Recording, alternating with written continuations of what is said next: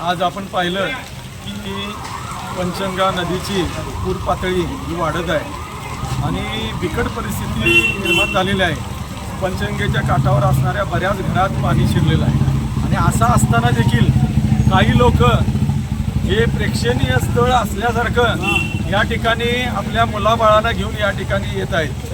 माझं या ठिकाणी आव्हान आहे आणि पोलीस प्रशासनाला देखील आव्हान आहे की अशा लोकांना किंवा हुल्लडबाज काही तरुण या ठिकाणी हे पुरात जे अडकलेले लोक आहेत त्यांना मदत करण्याच्या ऐवजी या ठिकाणी हे कुठलं तरी प्रेक्षणीय स्थळ आहे आणि याची मजा घेण्यासाठी या ठिकाणी येत आहेत।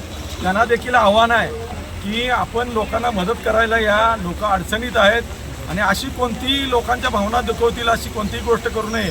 त्याचबरोबरीनं पोलीस प्रशासनाला या ठिकाणी मी आवाहन करतो, या ठिकाणी एखादीही जर कणसाची गाडी किंवा भेळची गाडी किंवा या ठिकाणी पॉपकॉर्न विकायला कोण जरी विक्रेता आला तर त्या गाड्या या ठिकाणी उलटून टाकण्यात येतील असा मी या ठिकाणी इशारा देतो।